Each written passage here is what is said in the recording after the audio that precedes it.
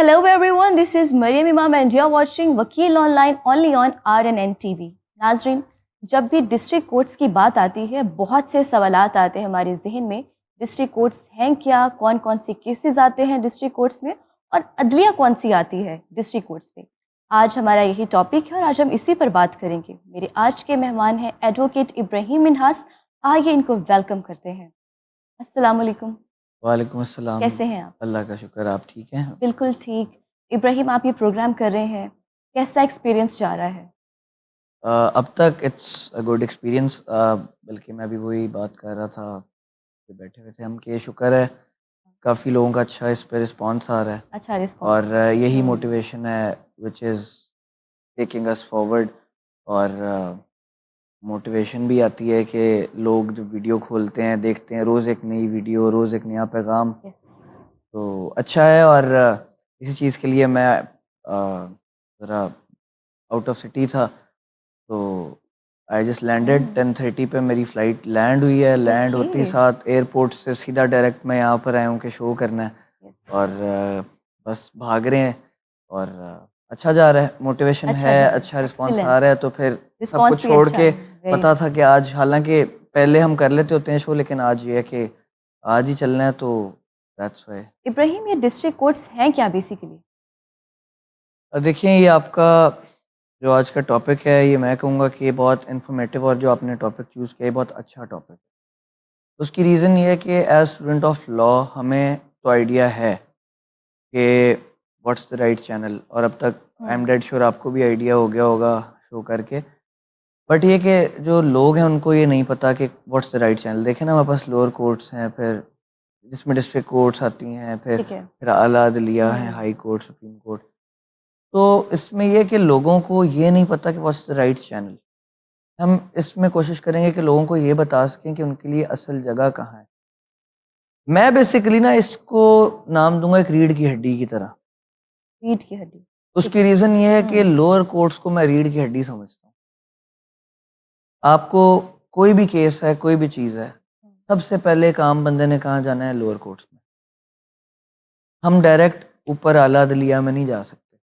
जो ट्रायल चलना है, जो केस जाना है, वो हमारा जाना है लोअर कोर्ट्स के अंदर, जो हमारी डिफरेंट नेचर की कोर्ट्स हैं। तो ये एक रीढ़ की हड्डी की तरह यहाँ पर पूरा ट्रायल चलता है। असल मेहनत, जो फैक्ट्स और सारा, वो यहाँ पर चलता है। ओके। तो ये है कि अच्छा है कि आई एम डेड श्योर कि इंशाल्लाह इससे हमें काफ़ी, इस वीडियो के बाद, लोगों को हेल्प। आई होप ऐसा ही हो। अच्छा, डिस्ट्रिक्ट कोर्ट्स में केसेस कौन कौन से आते हैं? डिस्ट्रिक्ट कोर्ट्स में ना बेसिकली डिफरेंट नेचर के केसेस आते हैं। जैसे सूट फॉर डिक्लेरेशन है, सूट फॉर पार्टीशन है, स्पेसिफिक परफॉर्मेंस है। इस तरह काफ़ी डिफरेंट नेचर के ना केसेस आते हैं। ठीक है। उसके बाद ये है कि हमारे ना 2001 में डेवोल्यूशन प्लान जब हुआ, जब उसके बाद मैजिस्ट्रियल पावर्स जो थी ना, वो दी गई थी हमारे अदालतों को, सिविल जजेस को। सिविल जजेस साहिबान जो हैं उनको मैजिस्ट्रियल पावर्स किस तरह मिल गई कि जो मैजिस्ट्रियल पावर्स होती हैं ना, वो सारी में आ गई। और अब मैजिस्ट्रेट सेक्शन 30 जो कहते हैं, हमारी ज़बान में दफ़ा 30 के जो मैजिस्ट्रेट हैं, फिर सिविल जज जो होते हैं उनके पास। तो इसके अंदर ना डिफरेंट है कि 3 साल से जो कम सज़ाएं हैं वो जो है मैजिस्ट्रेट सुनेंगे। जो कत्ल से और उम्र कैद से कम सज़ाएं हैं वो ठीक है। सेक्शन 30 के जो मैजिस्ट्रेट हैं वो सुनेंगे, और वो उसके ऊपर सारा जो है वो कर सकते हैं। फिर उसके बाद डिफरेंट जो केसेस हैं वो ऊपर, फिर उनकी अपील्स जो हैं वो ऊपर जाएंगी। बट ये है कि जो हमारे केसेस की टाइप्स मैं आपको बता देता हूँ, डिफरेंट है। Suit for specific performance, suit for possession, suit for declaration, suit for okay. Partition, और ये सारी इसी में आती है। सारे इसी में आते हैं। फिर फैमिली सूट्स आए तो उसके लिए फैमिली कोर्ट्स हैं, जो कि हमने डिटेल्ड शो भी इस बारे में किया। फैमिली कोर्ट्स हैं वो हमारे डिटेल्ड फैमिली केसेस जो हैं वो मुख्तस की गई हैं फैमिली कोर्ट्स, जो उसके अंदर जाते हैं केसेस। और किसी का कोई भी केस है, कोई भी केस है, वो यहाँ पर है। किसी के साथ ज्यादती हुई है, किसी ने कुछ किसी से कोई अपना मतलब हक मांगना है, या जो भी चीज़ है, तो वो सिविल कोर्ट में हमारा आएगा पहले। डिस्ट्रिक्ट कोर्ट्स की हमने बात कर ली, इसमें कौन कौन से केसेस आते हैं ये भी हमने बात कर ली। इसमें कोर्ट्स कौन से आते हैं बेसिकली डिस्ट्रिक्ट कोर्ट्स में? इसके अंदर बेसिकली डिस्ट्रिक्ट कोर्ट्स के अंदर जो स्टार्ट होता है वो सिविल कोर्ट होती है, जिसमें सबसे पहले जो सिविल जज साहिबान आते हैं उनमें सिविल जज क्लास 3, फिर क्लास 2, फिर क्लास 1, जिसमें ओके, मैजिस्ट्रेट भी होते हैं कुछ जो क्रिमिनल नेचर के काम करते ठीक है। हैं। उसके बाद वहाँ से फिर हम ऊपर आए तो सीनियर सिविल जज, वो भी सिविल कोर्ट में आता है, बट सीनियर सिविल जज साहब जो बैठते हैं वो एक तो होते हैं जो हमारे गार्डियन कोर्ट के एक होते हैं हमारे सीनियर सिविल जज साहब, एक सीनियर सिविल जज होते हैं जो पूरे डिस्ट्रिक्ट के अंदर होते हैं, वो प्रॉपर एडमिनिस्ट्रेशन के काम सारी चीज़ों को देखने, तो उनका ये काम होता है। फिर हमारी आती है सेशंस कोर्ट। सेशंस कोर्ट में नो डाउट एडमिनिस्ट्रेशन जो है वो तो डिस्ट्रिक्ट एंड सेशन जज साहब जो होते हैं उनके पास होती है, वो डिस्ट्रिक्ट के इंचार्ज होते हैं, हेड होते हैं बेसिकली। ओके, तो उनके अंडर जो होते हैं वो एडिशनल डिस्ट्रिक्ट एंड सेशन जज साहिबान होते हैं, जो नीचे से अपील्स आती हैं या कुछ डायरेक्ट नेचर के केसेस हैं जिसमें इलीगल डिस्पोजेशन है, फिर डेफमेशन है, फिर कत्ल के मुकदमात हैं जो आते हैं, वो फिर मार्क होते हैं, वो सुनते हैं, कुछ अपील्स सुनते हैं, तो वो हमारी जो है वो सेशन कोर्ट वहाँ से आती है। तो इसके अंदर यही हमारी चेन आती है जिसमें पहले सिविल जजेस होते हैं, 3 क्लासेस में डिवाइड हो गए, फिर जब वो उससे ऊपर आते हैं तो सीनियर सिविल जज, उससे ऊपर जो वो एडिशनल डिस्ट्रिक्ट एंड सेशन जज होते हैं, और उससे ऊपर डिस्ट्रिक्ट एंड सेशन जज। वो जैसे मैंने आपको बता दिया कि ये पूरी हायरार्की है। एक डिस्ट्रिक्ट एंड सेशन जज इंचार्ज होंगे, उनके नीचे कौन कौन से कैटेगरी होगी, बट जो सारे ये जजेस होंगे, सिविल जजेस, सीनियर सिविल जजेस, एडिशनल्स, ये डिस्ट्रिक्ट एंड सेशन जज साहब जो है उनके अंडर होंगे। इब्राहिम, क्या कुछ स्पेशल कोर्ट्स भी हैं जो किसी स्पेशल नेचर के केसेस को डील करती हैं? बहुत अच्छा क्वेश्चन है आपका, और इसके लिए ये है कि मैं क्रेडिट भी दूंगा कि एक हमारा जो तेज़ी से अगर काम हो तो उसका अच्छा एक इनिशिएटिव है, और कुछ ऑब्वियसली चीज़ें होती हैं जो जिन पे काम होने वाला होता है, बट मैं ये ज़रूर कहूँगा कि बिल्कुल है, इसमें डिफरेंट कोर्ट्स हैं। इसमें हमारे पास FIA की कोर्ट्स आती हैं, FIA की, फेडरल इन्वेस्टिगेशन अथॉरिटी, फिर ANF कोर्ट्स आती हैं, एंटी नारकोटिक्स फोर्स की कोर्ट होती है, फिर हमारी इसके अंदर ये मतलब ये डिफरेंट स्पेशल ठीक है, कोर्ट्स हैं, हाँ। बैठते ये जजेस हैं डिस्ट्रिक्ट कोर्ट्स की, बट स्पेशल ओके, है। FIA बता दी, फिर आपकी ANF आ गई, एंटी नारकोटिक्स फोर्स, फिर बैंकिंग कोर्ट्स ऑलराइट, जो बैंकिंग सेक्टर की कोर्ट्स होती हैं, फिर कंज्यूमर कोर्ट्स आ जाती हैं इसके अंदर। इसी तरह फिर आगे जो है वो हदूद के केसेस हैं, जो जिना के और ये सारे, वो हदूद के केसेस के लिए अलहदा कोर्ट है। तो अब देखें इसके अंदर मैं मतलब आप ये देखें कि मैं ऐसे एग्जांपल इसके अंदर आपको दूंगा कि बाकी केसेस तो हमारे चल रहे हैं ना, सिविल क्रिमिनल वो नॉर्मल जो है, अब डिवीजन जिन केसेस की जिनके लिए स्पेशल कोर्ट्स बनाई गई हैं, तो उसके अंदर आप ये देखें नैब की भी कोर्ट्स हैं, उसके अंदर आप ये देखें कि अब ANF से मैं आपको एग्जांपल देता हूँ, ANF की एंटी नारकोटिक्स फोर्स, ANF की कोर्ट है, उधर जो है वो डिस्ट्रिक्ट एंड सेशन जज साहब हैं, वो बैठते हैं। एक कोर्ट है मुख्तस की गई है जो मंशियात के केसेस में, ठीक है, उसके अंदर बेसिकली ये है कि अब एक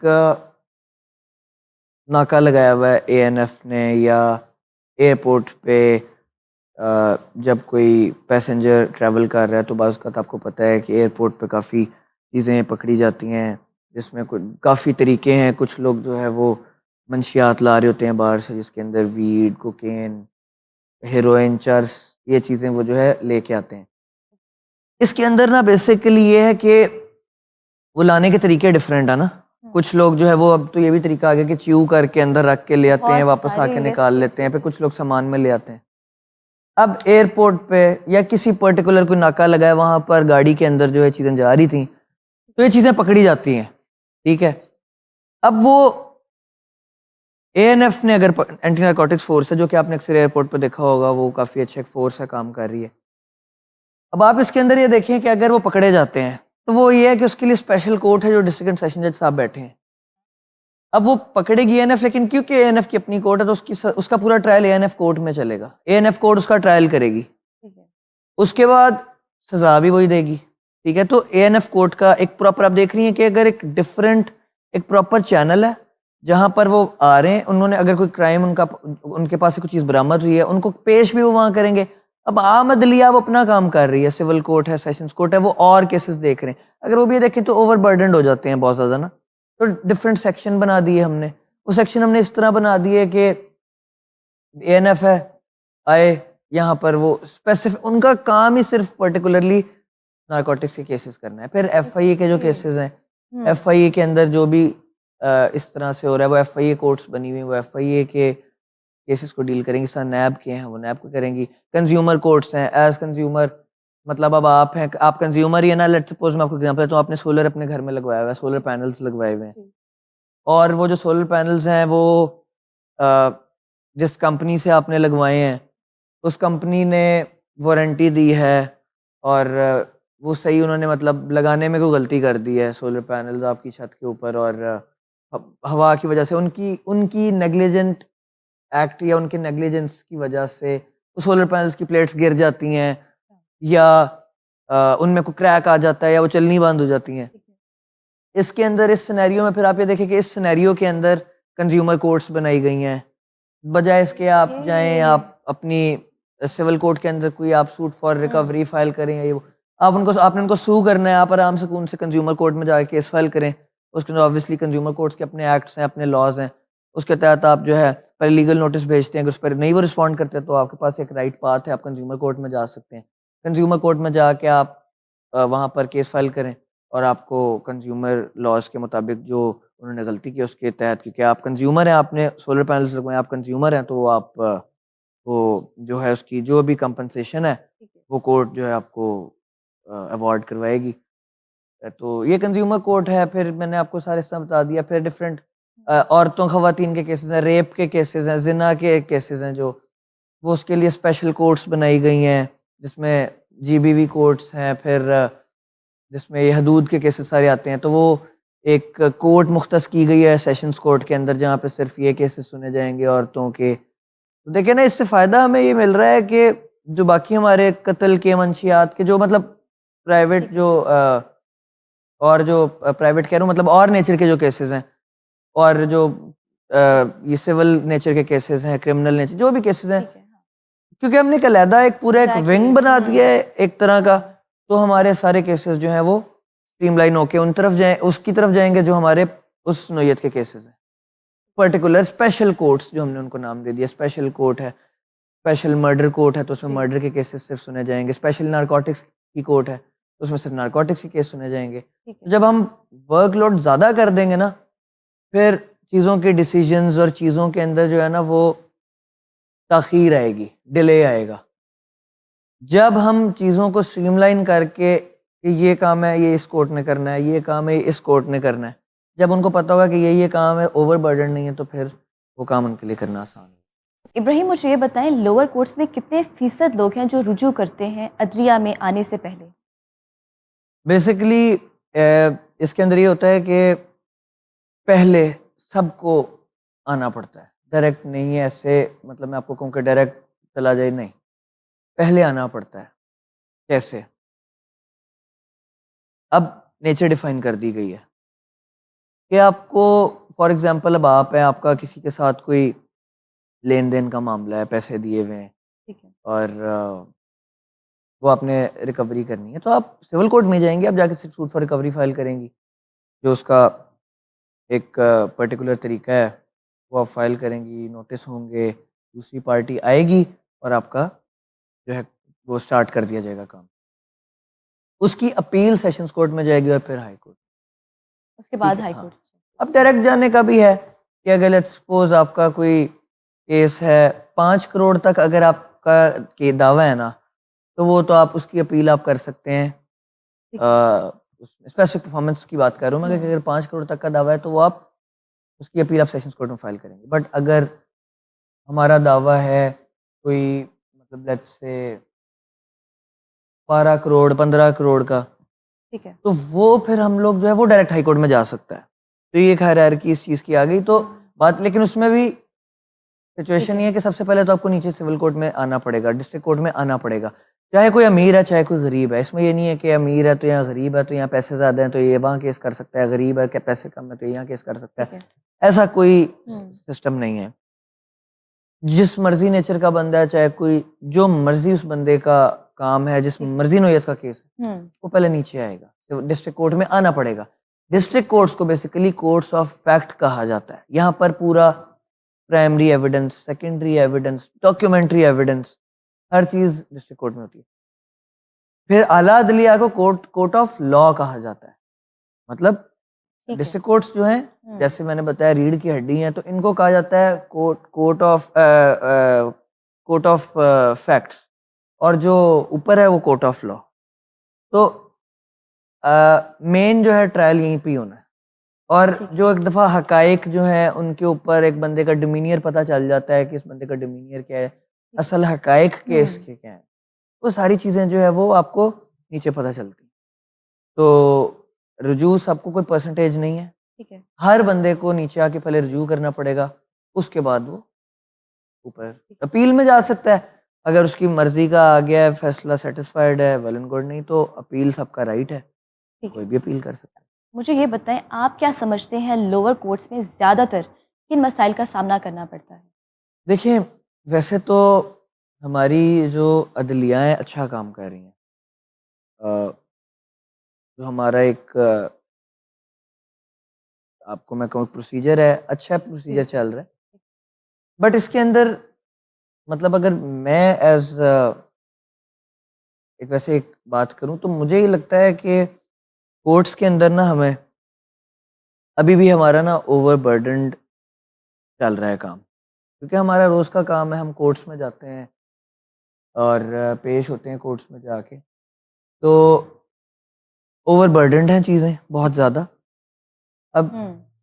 जब हम जजेस की जो तादाद है, उसको अगर इंक्रीज़ कर दें मेरी नज़र में, तो लोगों को जो अ, इंसाफ में ताख़ीर नहीं मिलेगी। हुँ।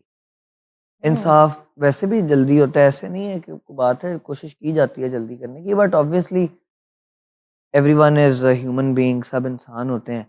और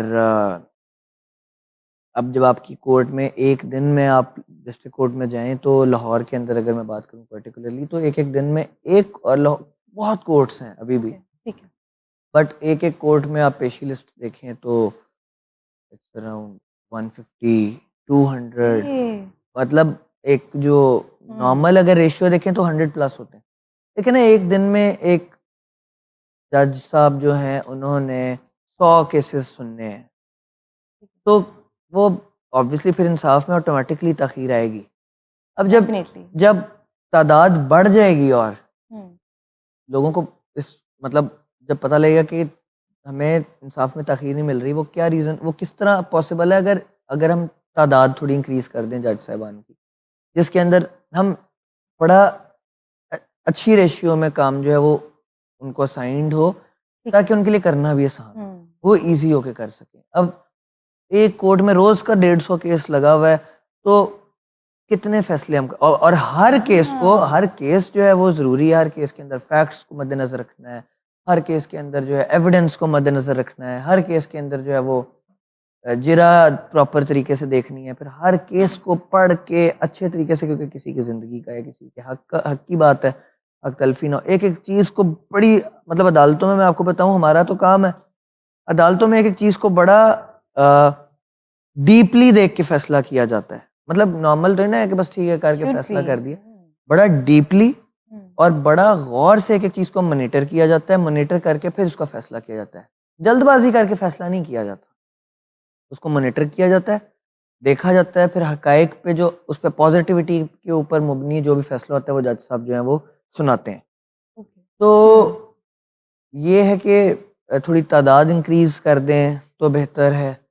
बाकी ये है कि वकील साहबान जो हैं बहुत अच्छा, हमारी हमारी जो बार है बहुत अच्छी है, कोऑपरेटिव है, जो हमारे एक अच्छा बड़ा अच्छा एक प्रोसीजर अडॉप्ट होता है कि जो सीनियर्स हैं they are helpful towards the junior one.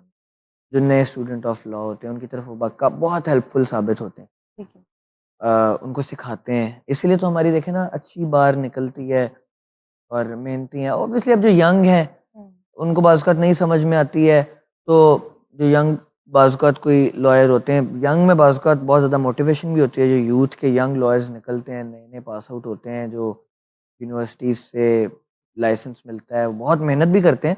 But बाज़ औक़ात कुछ लोग होते हैं, उनको चीज़ों की अंडरस्टैंडिंग सही नहीं होती, फिर उन वो थोड़ा-सा ऑब्वियसली चीज़ों को सही बता नहीं सकते, तो कोर्ट्स में इतने असिस्टेंस ना होने की वजह से केसेस की थोड़ी सी जो है वो केसेस में से इतना एविडेंस नहीं हो पाती या कोई ठीक है। हकायक से इतना बयान नहीं हो पाते हैं। हम्म, तो ये है कि ऑब्वियसली से इतना थोड़ा प्रॉपर तरीके से ट्रेनिंग भी होनी चाहिए लॉयर्स की, होनी चाहिए। जिसमें ऑब्वियसली जजेस की ट्रेनिंग के लिए पंजाब जुडिशियल एकेडमी है, जिसमें जजेस को प्रॉपर ट्रेन किया जाता है। और ये नहीं है ये कि कहाँ पर है?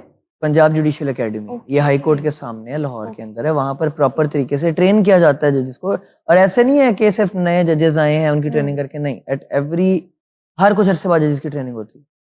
अब एक जज ओके। साहब हैं, उनकी सर्विस 25-26 साल की हो गई, उनकी भी ट्रेनिंग होती है, उनकी भी ट्रेनिंग पे कॉल होती है, 1 अच्छा। हफ्ते की ट्रेनिंग होती है उनकी भी। फिर जिन्होंने सेशन जजेस के लिए प्रमोट होना जज साहिबान ने, उनकी प्रॉपर ट्रेनिंग होती है। तो हर किसी की एक्सीलेंट। ट्रेनिंग होती है। तो इस तरह वकला जो है, हाँ, अब मैं क्रेडिट दूंगा, बार वोकेशनल कोर्स है, उसके अंदर वकला को जो है वो लेक्चर्स दिए जाते हैं, जो यंग लॉयर्स हैं उनको प्रॉपर तरीके से सिखाया जाता है, उनकी लर्निंग करवाई जाती है एक्सीलेंट। और उनको सिखाया जा रहा है।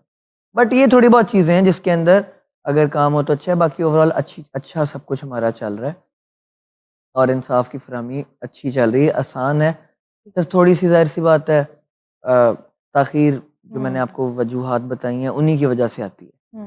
बाकी उसके अलावा वर्कलोड जब देखें ना, एक कोर्ट के अंदर 150 या 100 से जब केसेस उठा के 30-40, 20-30, मैक्स 40 इतनी रेशियो कर दी जाएगी तो दैट विल बी हेल्पफुल कि लोग जो हैं वो इस रेशियो के ऊपर इजीली काम कर सकते हैं और मेंटली वो बहुत ज़्यादा इजी और सेटिस्फाइड रह के काम करते हैं। उनको पता है कि हम लोगों ने सिर्फ इतना काम करना।